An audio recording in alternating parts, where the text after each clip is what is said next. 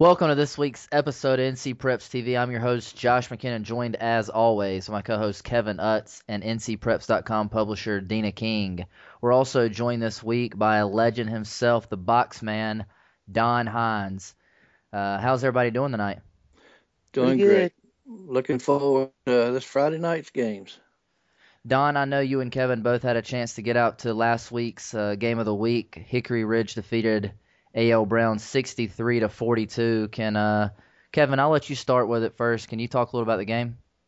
Yeah, it was a huge upset for Hickory Ridge to beat A.L. Brown. It's been a while since that's happened. Actually, never for Hickory Ridge, but it was a great game. It was a dogfight through the whole way. Going into the fourth quarter, it was 35-28.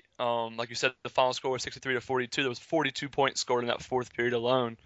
I know one player that me and Don were both impressed with was Nick Tyson from Hickory Ridge. Don, would you like to talk about him a little bit? Yeah, Nick, I tell you, he's a little unknown quarterback, and he's not, but what 5'8", weighs about like a couple sacks of taters, I guess. But that kid has got some moves. He kept the Wonder defense just bamboozled all night. If I'm not mistaken, he ran like 27 times, had 154 yards, 4 touchdowns, not counting his passes. I mean, you hit 8 out of 12. You're gonna score some points, and you're gonna get some yardage. And I think he ended up with 222 yards and a couple of touchdowns passing. I mean, just a season in one game. Tyson is needs to be looked at. He's a good young kid. What was the story in the game? I mean, it's being such a high scoring game is that A.L. Brown's problem right now, the defense? Yes, it seems like. Well, I've been around the program 29 years, and I have not seen the defense play like they did. It was I don't know what happened. I don't know if the defense were armed. Well, I guess they were armed tackling, and I think that today at practice, I'm sure they went over that with their players. Just too much arm tackling, and those guys they were like Tyson. He's just a little short guy, and you just you got to get him low. You can't arm tackle any of those guys, and I think that was the main problem with the defense. It was really a battle between, the star for Hickory Ridge, Nick Tyson, and Khalif Phillips from Kannapolis. He performed great coming back off of injury and added over 200 yards rushing with 2 touchdowns and 94 yards receiving and a touchdown. I mean, he really tried to keep the Wonders in the game all night, but just the Hickory Ridge offense was too much. I mean, they were barely stopped all night. Yeah, I think the turning point in the game. I think the Wonders took the lead on the first play of the fourth quarter, and then as they kicked off, they had Hickory Ridge and Tyson. I think it was like 3rd and 27, and the play of the game, in my opinion, Tyson went and the Wonder defender had him in his grasp, and he pitches out, and they get about 40 yards on the run play on 3rd and 27. It just shows you, just the capability of Nick Tyson and running that offense. Where does A.L. Brown go from here? They play Northwest Cabarrus. This will be senior night this Friday night. And, of course, we have the Battle of the Bell. That'll be played at Concord. Well, we talked a lot about A.L. Brown, but what about this Hickory Ridge team? I mean, it's a pretty big win in school for the school right there. Were we talking playoffs? How far do you think this team can get in the playoffs? A couple rounds for sure. I'm thinking. I talked to Nick Tyson after the game, and he couldn't stop. He had a huge smile on his face. It was one of the, best things I've seen all season was this kid's face and expressions after the game. I think he was still stunned about the game, and I'm gonna read you a quote real quick. He said, "If we play like this, state is definitely in the works. This is one of the best teams." Talking about A.L. Brown in the state, and we're beating them at will. And the offense was beating them at will. They put up 63 points on that Wonder defense. Yeah, that's pretty impressive. Well, I had a chance last week to also see a team that was pretty happy after the game. I went down to Weddington High School and saw them upset one of the best teams in the state the past few years, Porter Ridge. They beat them 7-0. It was all defense. So Chase Roten for Weddington and that whole defensive line was after the passer all night. I've never seen a team like Porter Ridge obviously they held them scoreless, but they dominated the whole entire game. And on offense, Weddington has some firepower. I really like the young quarterback Jeff Welch He throws a pretty ball, and obviously they're known as a running team coming into this game with Gavin Black, but they really resorted to the pass game, the aerial attack, as they were able to move the ball up and down the field on that Porter Ridge defense for the most part of the night. Porter Ridge struggled, and I've seen them play probably 5 times in the past 2 years, and I've never seen them have a game like this. I mean, they could not move the ball at all. And probably the best kicker in the country. Well, I'm not the best kicker in the state for sure. Was all dismantled all night, punting. He had a field goal blocked. He had a punt go over his head, and it was just a special teams disaster for the Pirates. I know that Porter Ridge is a team you're normally high on, Josh, and is there a certain thing that you think really led to the Porter Ridge loss Friday night? Well, I love the coaching staff, and I love the whole program at Porter Ridge. In my opinion, it's one of the best in the state. And I'm not sure what it was, but I do know that they're going to this 2-quarterback system, and their starting quarterback plays middle linebacker for him as well, and he kind of gets tired out, and then they'll go to the backup. I'm not sure if that needs to be addressed or what it is, but that Porter Ridge offensive line last year was dominant, and so far this year it's been dominant as well, and I'm not sure what that says about Weddington's defensive line and them being that strong and physically gifted up front or what, but I mean, it was total domination pretty much the entire night. Last year, Josh, we saw Weddington defeat South Point, and South Point is known for their big rushing attack last year in the playoffs, and they're getting to be known as some giant killers because Porter Ridge, they've put up a shutout, and so that broke a big long streak for Porter Ridge. Yeah, they are giant killers, and that's the first thing Coach said after the game when I asked him about, what does this program or what does this win do for your program? He said, well, if you look back to last year in the playoffs, we beat a pretty good South Point team, and that was a very good win for our program, and this is another one for sure. But we're looking forward. We know we can win games like this, so he seems pretty confident headed into the state playoffs. That's for sure.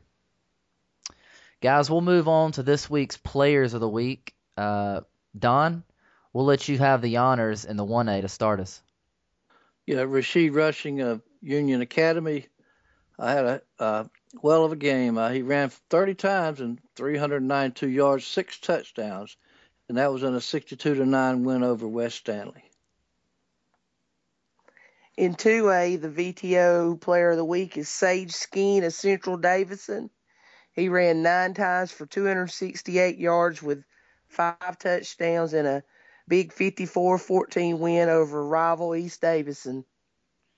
In the 3A, we have Trey Bryce of Ashbrook. He had an aerial assault of 35 of 53 passing for 521 yards with 4 touchdown passes. He also carried the ball 8 times for 35 more yards and added another rushing touchdown in a 40-36 win over Forest View.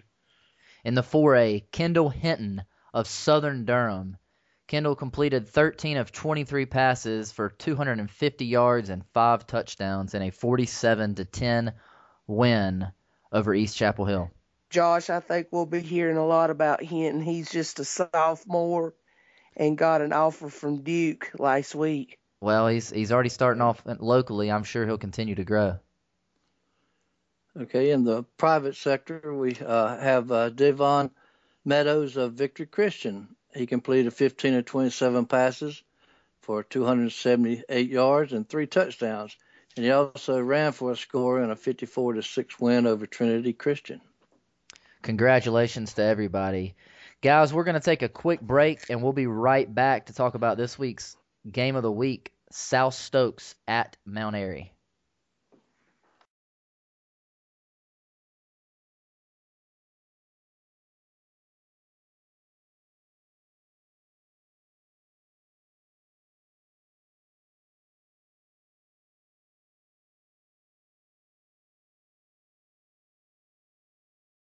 Welcome back to NC Preps TV. I'm your host, Josh McKinnon, joined, as always, by my co-host, Kevin Utz, and NCPreps.com publisher, Dina King.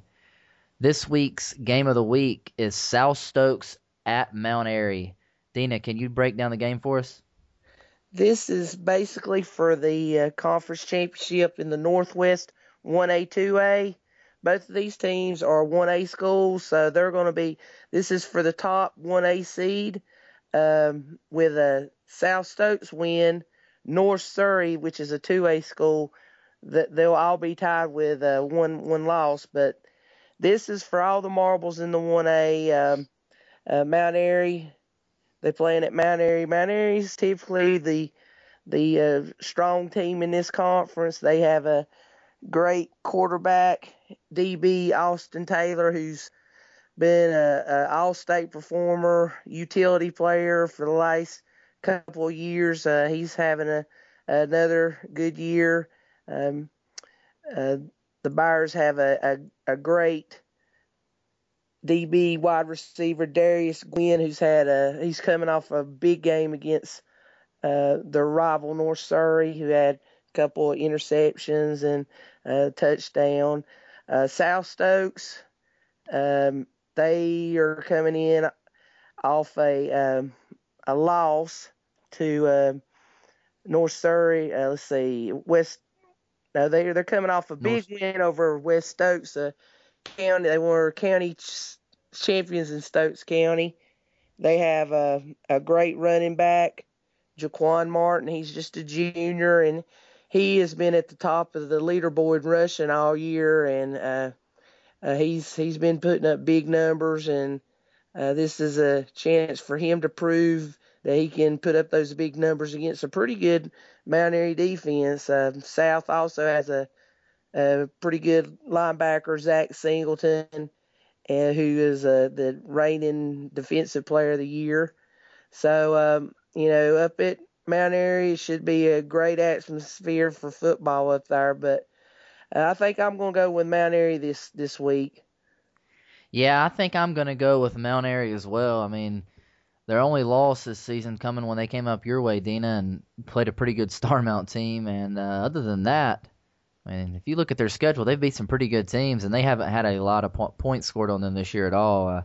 I just think they get it done with defense. What about you guys? Well, I'll have to go with Mount Airy. Not too familiar with that conference, but just reading the message boards and through the online newspapers, I think they got South Stokes' number, and especially playing at home. So I have to give the edge to the Bears. Kevin?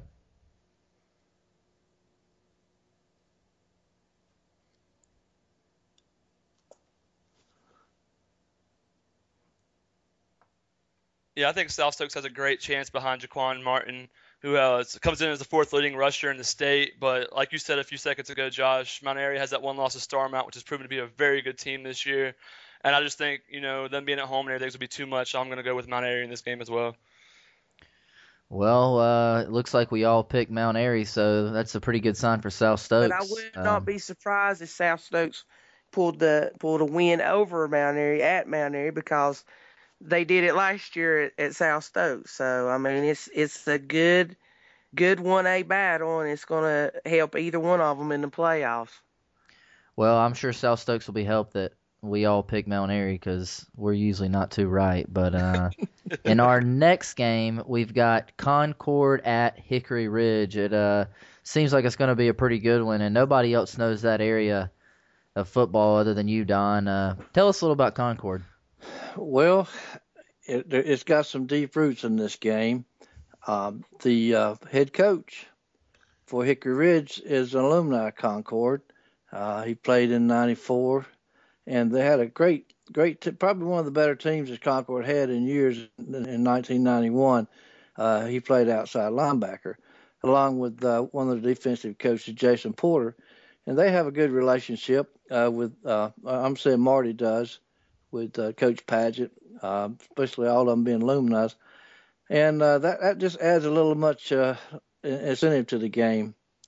And with 6'7" B.J. Beecher, golly, it's remarkable. 64% percentage, 108 completions out of 170 attempts, over 2,000 yards, 24 touchdowns. and the amazing, out of the 170 attempts, only 2 interceptions. And the offense just really rolls. And if you try to key on Beecher, you have Rocky Reed, who's only a sophomore. He's got over 1,000 yards, 13 touchdowns. I mean, receiving. Alex Ashby, 27 catches, almost 1,000 yards, 904, 9 touchdowns. Then they have a tight end, Parker Swanger. He's a good blocker, but also when they do throw to him, he's had almost 500 yards, 28 catches, and 4 TDs. Well, the defense is not that bad either for Concord. And it's led by Kendall Bost. Kendall has 31 tackles, and we have also Elroy McCray. He's got 60 tackles, also 7 sacks. He leads the team in sacks. Jerry Burke is a monster at linebacker. He's got 62 tackles. The offensive line is anchored by a huge giant, I would say. Gerald Garr, 6'7", 320-pound offensive lineman, and that just gives Beecher plenty of time to throw, and I just don't see Hickory Ridge beating them.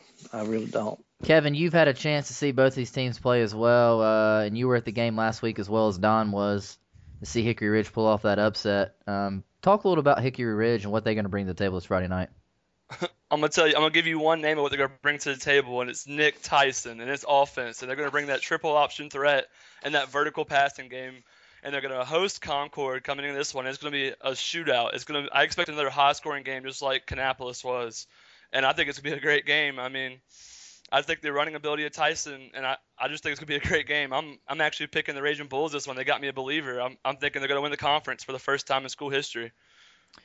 Wow. Well, they've played 5 times, and Concord's got a 3-2 edge.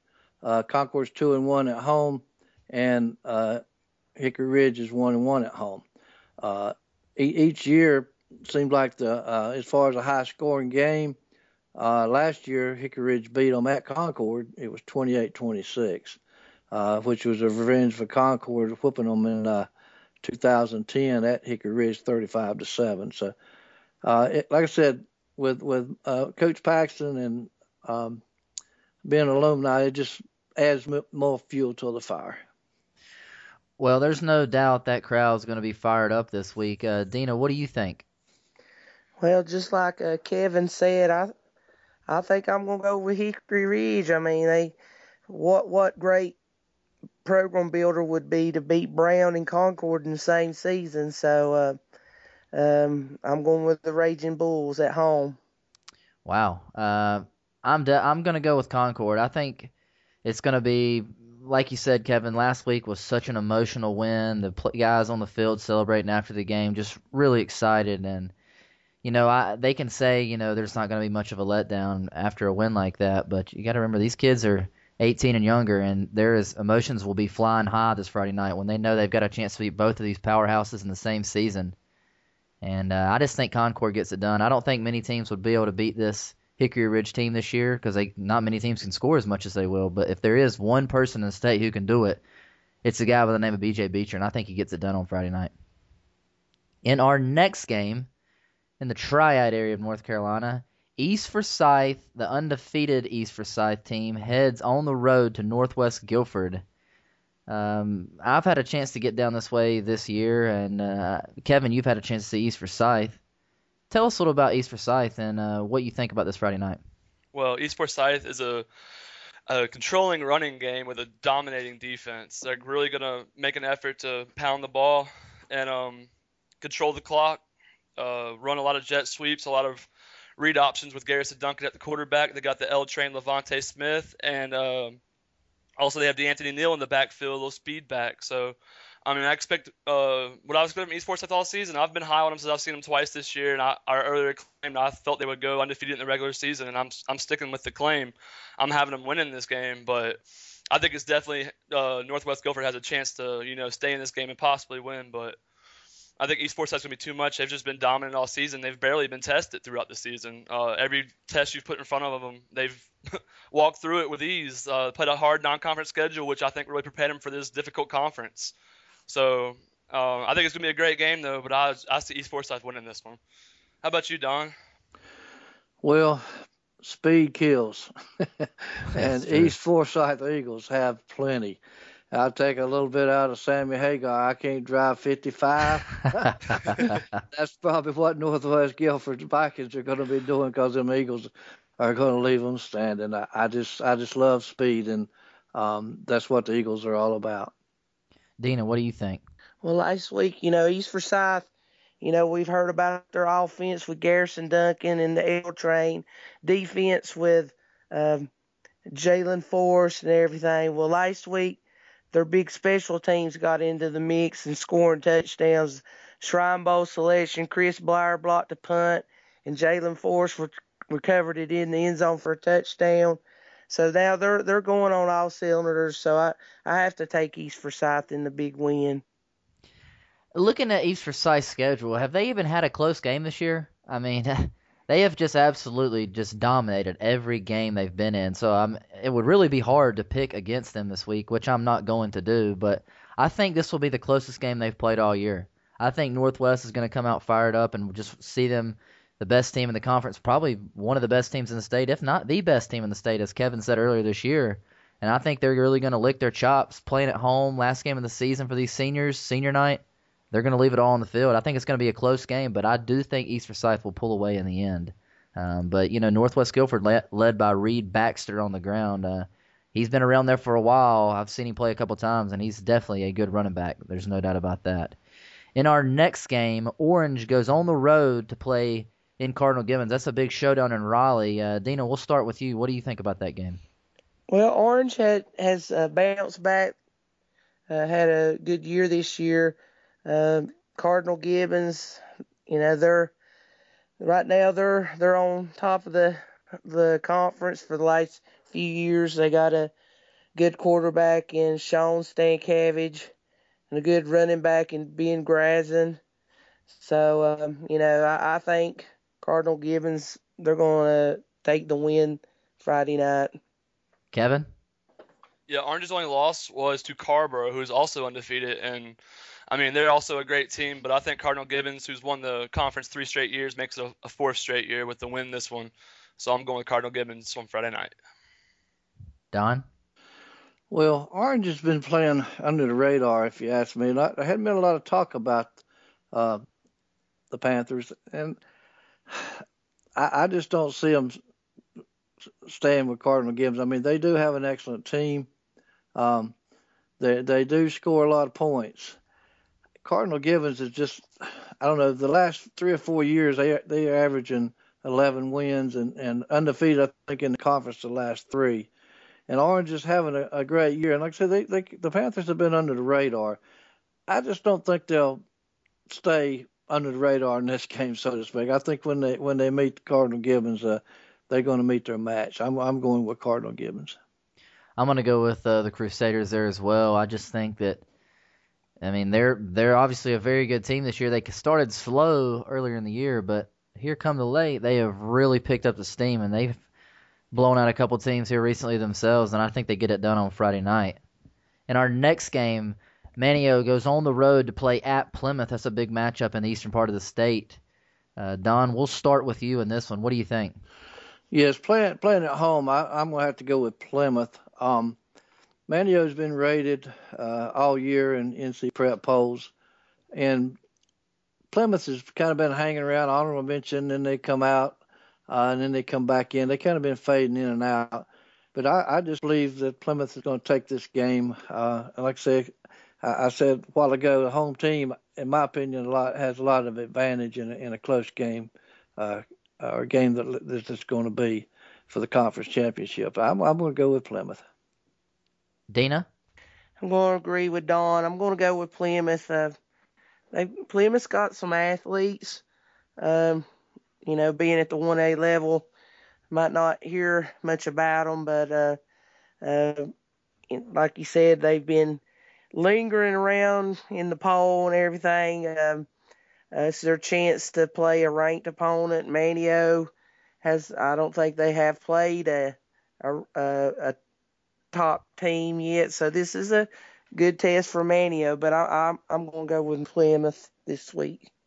Who you got, Kevin? Yeah, Plymouth's got a strong rushing attack. I mean, last year they had 3 running backs go over 800 yards, and Kendrick Pitt, Carl McRae, and Quandre Pettiford.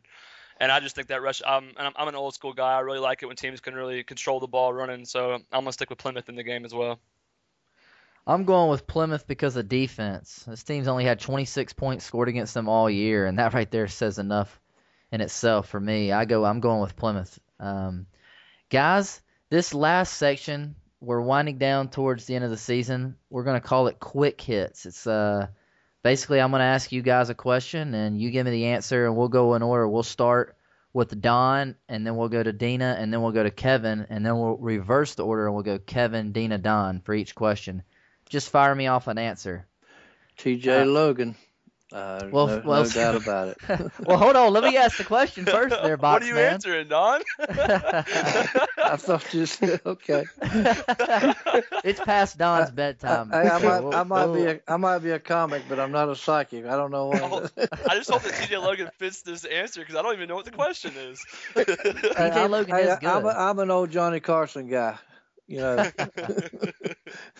Well, anyways, Don, you pretty much already answered my first question. Best player in the state, no matter if it's 1A, 2A, 3A, 4A. I have to go with T.J. Logan. He's just been a superstar the last couple of years, and he's led his team to championships. And you know, when you have winners like that, you'll have championships. Dina? TJ, he's done it for a couple years now. He's certainly putting on a show every Friday night this year. So far this year, so TJ Logan from Northern Guilford. Kevin? Well, it looks like I might be the oddball here, Josh, but just the physical specimen and the ability to put his team on his back every week in and week out of Marquez North, the receiver from Mallet Creek. Best player in the state, I'm going with Marquez North. They're all good choices. I'm going on the opposite side of the ball. I'm going Peter Callenby. He leads the best defense in the state, in my opinion. And I just think he has just been really, really great all year long. And, I mean, it's tough to take a defensive player right there, but if there's anybody out there that deserves it, it's him. That's for sure. All right. How about the best team in the state so far this year, whether it's 1A, 2A, 3A, and 4A in their respective divisions? Kevin, we'll start with you. Which you want me to name 4 for each one of them, or just the best team in the state, in your opinion, in their division? Like say if you think Butler is the best team in 4A by a long shot, then you'd say Butler. You think they're the best team in the state. If you think that a team in the 2A or if you think Tarboro is the best team in the state in the then you'd say Tarboro. I'm gonna go with 2A here and go with Tarboro. I watched them and they were just dominant running style. They got Tyquan Lewis on defense. They got an unknown guy in Trayvon Marshall, who I've been very impressed with, like the hardest hitter I've seen all season. Like play in and play out, just dominated on the defensive side with Tyquan Lewis. Dominating running game. I'm gonna go with Tarboro as my favorite team in the state for the state title. I guess that's what you're asking me. Well, yeah, I guess a better way to word this question would be the most dominant team in their respective division. That would probably be a better way to ask it. I really just threw this all together real fast for you guys. I'll stay with Tarboro just because, I mean, they're really, at attendance of a school, of a 1A school. They're playing in a 2A, and they've just dominated it for the last 3 years. They're dominating again this year, week in, week out. Saw them play Kinston 2 weeks ago. Just when you look at those players out there, I mean, they have depth. They have talent. They have size. They have speed. I'm going with Tarboro on that question. Dina? Well, I think I understand what you're saying. You're asking who you think the best in each class? No, I'm asking who do you think is the most dominant team in their respective division, whether it's one little A, one big A. Who is the most dominant team? You're not asking the best team in each division. You're just saying. No, ma'am, just one team. Well, I have to go with the number one team in 4A, nationally ranked Butler. They've got their starting quarterback, Riley Ferguson. He's been out. They don't seem like they're missing a beat with him, but I'm sure in the playoffs they're going to need him to win a state championship. but they've got a couple of young guys that have filled in real good for him. Actually, kind of paced him on the stat line, around 750 yards passing already. But Josh Gleason, who's picked up his rushing numbers. You got Uriah LeMay there and Shannon Stribling, wide receivers. And as Josh said, you got the number one linebacker probably around, Peter Columbine, and Grant Pulaski, who is a tremendous defensive end for him, and Shrine Bowl pick Shawn Wiggins, also patrolling that defense. So, when Butler gets complete, when Ferguson gets completely healed, we're going to see Butler really, really start to put up some numbers. So I got to go with Butler. Don? Well, Dina took the words out of my mouth. Since you asked the question, Butler's just been on my mind, and I really don't have anything to add to what she said, but I'll just have to agree with everything she said. She did a great breakdown. There's no doubt about it. Absolutely, but I'll have to go with Butler. I think they're nationally ranked, and they're deep. Yeah, I'm gonna have to go with Northern Guilford. You guys mentioned them earlier. I think Butler is definitely the best team in the state overall, but there's some teams up there like New Bern and Richmond that could possibly give them a run for their money. I just don't see anybody in the 3A, maybe Havelock, being able to play It just depends on which one is big. Yeah. See, Havelock was small 3A last year and played West Rowan. Northern was big 3A and played Crest. So, we don't know until we get those ADMs and the final seedings and stuff. So to know where everybody's going. Which is why I asked the question this week, because we've got playoffs starting next week, and I just figured it'd be a good question for everybody to, answer and give their opinion before the playoffs started, before we got to see those seeds. All right, I've got another one for you. How about the most underrated team in the state in their respective division? A team that maybe is not ranked so high and doesn't have that good a record, but has a good chance to win a state championship. Don, we'll start with you. Well, upset special last week. I have to go to Weddington Warriors. They're playing their best ball right now, coming off that upset win of Porter Ridge, and to shut out a team of that caliber. I'd say they could be a sleeper for this year. Dina? Oh boy, caught me off guard. Sleepers are always tough, that's for sure. Well, but like last year, if you would have said Page, that would have been a pretty good sleeper, even though they were undefeated. I can't call probably this team a sleeper because they're known as the football capital of North Carolina. So I'm going with Reidsville. They're 7-2 going into this week. Last year they made a run, made it to the big 2A Eastern Finals where they lost to Kinston on the last play of the game. Got a good core back. Got J. Ron Rankins, who's a standout sophomore running back and linebacker. Got their old coach Teague back, who's won several state championships there. So, it's hard to call Reidsville a sleeper, but they are. They are a sleeper. People see 7-2 and they're like, okay, but they play a good schedule. So I'm going with Reidsville in probably the big 2A. Kevin, what about you? Well, I don't know if this qualifies as a sleeper, but it's a team that a lot of people overlook and don't really talk about in true state championship contender, but it's East Forsyth. I think they really do have a great shot to knock off a Butler and a Mallard Creek and New Bern and Richmond, all of them. I think that they have a great chance to win a state championship, and I think they're a true sleeper in my mind. Well, I mean, that's definitely a sleeper, Kevin, because like you said, Butler, New Bern, Richmond, Mallard Creek, Garner, those are teams you really think of in the 4A. I mean, and then all of a sudden you got East Forsyth, who's coming out of the Piedmont area, which is where Page came last year. And they're Page an undefeated team. It's hard to say they're a sleeper, but I really just think that a lot of people overlook them and, and don't really talk about them in a true, genuine fashion of a state championship contender, but I really believe they are. Well, I think they are too, and that was actually my pick too, Kevin. I Uh, I, I haven't seen them play this year, but from everything that I've read and everything I've heard you tell me, and John Allen as well, they seem like they are pretty legit. And I'll get to see them this Friday night. I think I'm gonna head up to the Piedmont and watch that game between Northwest Guilford and East Forsyth. And I just think that they are a sleeper, Kevin, because everybody overlooks them. You're right. Um, and I got one more question for you guys. Is there a story out there this year, if it's a player, a team? Is there a good story? What's your best story so far this year in North Carolina high school football? I'll give you a little chance to think about it. Kevin? I don't even need to think, Josh. I'm going to tell you right now. His name's Trayvon Marshall. He plays at Tarboro High School. I saw him play there. I was thoroughly impressed with him. One of the hardest hitters I've seen all season.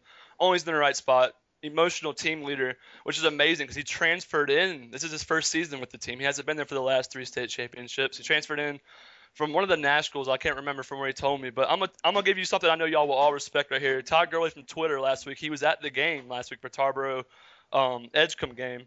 And quoting from Todd Gurley, he says, "I've never seen anybody in high school hit as hard like this dude. Dominate 8, which is Trayvon Marshall's Twitter account. Do a consistent player. Keep it up, bro." And I think that's an ultimate compliment for any high school player from Todd Gurley, who's, dominating down in Georgia for the last few weeks in his freshman season. And just a great kid. Got talked to him after the game and everything. And not getting a whole lot of looks from a lot of colleges stuff like that. But he's the player that's made the biggest impression on me throughout the season, of somebody you went to a game and wasn't expecting to see and meet and watch play. And he just was a great story for me. And I really love watching the kid play. And I can't wait to see him play again in the state playoffs. Kevin, that's a great story and a great find. That's actually exactly what I was looking for. Dina, do you have a story similar to that? I'm still thinking right now. Okay, how about you, Don? Well, in my opinion, from what I've seen this year, I'm going to have to go with the little man Nick Tyson of Hickory Ridge. Anyone that can shred a defense like he did last week, before the game, a week before the game, everybody says, the little quarterback they have, he's not going to be much because he can't even see over the line of scrimmage, And as I watched him through the whole game of last week, I could see he was a tough competitor, and no one has ever talked anything about how good he was. And when I watched him, it was just like, wow, this kid's got it all. Where's he been? That's a great pick, Don. That would have been my runner-up for that. He was a great kid, great player, great competitor, and he's also a team leader for that team. And he was definitely my number 2 guy in that. I just had to give it to Trayvon Marshall. But Nick Tyson this season's outperformed anything that when I saw him, it's like that. They listed him at 5'8". He might be 5'8", but he's got a heart of a 6-foot player. And like his coach said, he wished that he was 6 foot because a lot of D1 schools would really be looking at him if he was 6 foot. Exactly.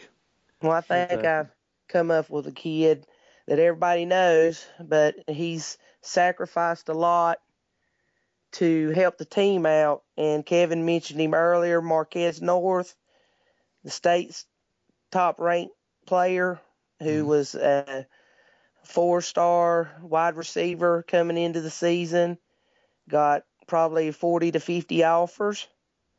He's playing a little bit of everything for Mallard Creek on offense. His numbers are not Marquez numbers from last year. Of course, mainly he was playing receiver. This year, his team needs him kind of at running back, so they put him in different positions. I think it's a statement that he's willing to play anywhere. On the kid, he just will play everywhere Coach Palmieri needs him to play. And that's remarkable leadership on his behalf. And, he could be a selfish player, and because he's a top 25 to 30 player in the country and demand, the ball to come to him. But he's just doing everything it takes to get the team to where they want to be, and that's probably playing in Kenan Stadium in December. So I'm going to go with Marquez. Yeah, it's pretty wild to see a guy that's the number 1 player in the state and considered a top 5 receiver in the entire country to have the attitude that he Marquez has, and he's a very, very humble young man, that's for sure, and I wish him nothing but the best. As far as me, I'm going to have to go with Weddington's defensive tackle, Chase Roten. I talked to him after the game this past Friday night, and he said he doesn't have any offers on the table yet and is really going out and trying to play at the next level.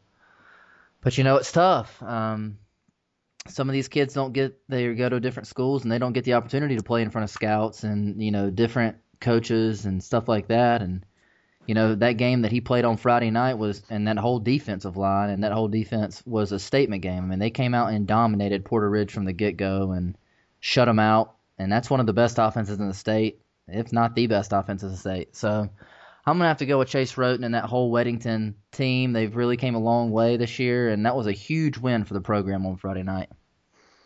Well, guys, that's going to do it this week for us here. For Dina, Don, and Kevin, I'm Josh, and we really do appreciate you listening as always. And remember, this weekend on Friday night, you can follow us on Twitter at Josh McKinnon or at NC Preps or at Kevin Utz1. And remember, you can always log on ncpreps.com to keep up with the latest high school news coverage in the great state of North Carolina.